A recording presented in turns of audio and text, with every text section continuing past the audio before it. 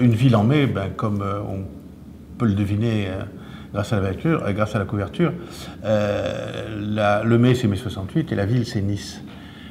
Pourquoi Nice et pourquoi 68? Parce que j'ai fait mes études à Nice et que mes études ont englobé mai 68.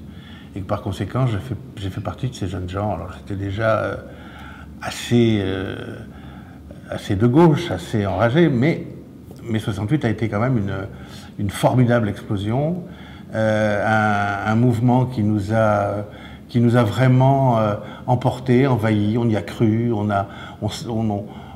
sentait qu'on faisait quelque chose, qu'on bougeait les choses. Et il faut se souvenir que les choses étaient vraiment à bouger, parce qu'à l'époque, quand même, on était sous la coupe totale, non pas du général de Gaulle, mais de Madame de Gaulle, qui interdisait absolument tout ce qui pouvait ressembler à l'ombre d'un désir masculin ou féminin. Il y avait l'impression d'un poids qui pesait sur la culture, qui était absolument énorme. Alors, d'un autre côté, c'est vrai qu'il n'y avait pas de chômage, mais il y avait...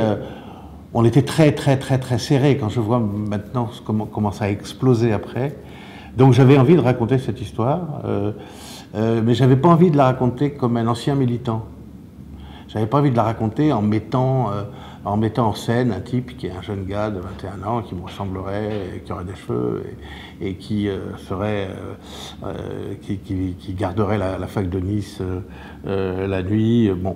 Non, j'avais envie de le regarder comme un homme de 68-69 ans, c'est-à-dire de voir avec le recul ce que c'était. Qu'est-ce qu'il me reste maintenant de 68? Qu'est-ce que c'est que cette époque? Qu'est-ce qu'elle est pour moi? Qu'est-ce qu'elle est pour le vieux monsieur que je suis devenu? Qu'est-ce que je peux raconter à ma petite fille, par exemple?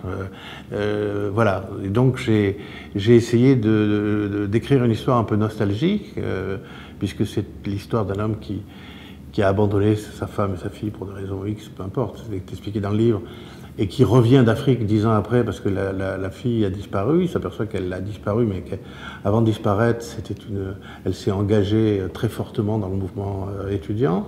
C'est une fille très pointue, une philosophe, comme beaucoup de 68 heures à l'époque. Et lui, qui est un homme complètement réactionnaire et qui supporte pas cette idée de révolution chez les jeunes, en découvrant sa fille, découvre aussi les motifs qui l'ont poussé, et comme il aime sa fille, il paraissait les motifs en question. Et puis la deuxième partie, c'est sur la même disparition de la fille, il y a un couple de flics qui sont eux, alors parfaitement vrais, c'était le commissaire Pancrazi et le commandant Casanova, les deux flics DRG qui nous étaient directement affectés, avec lesquels on avait créé des rapports, finalement on se voyait tous les jours.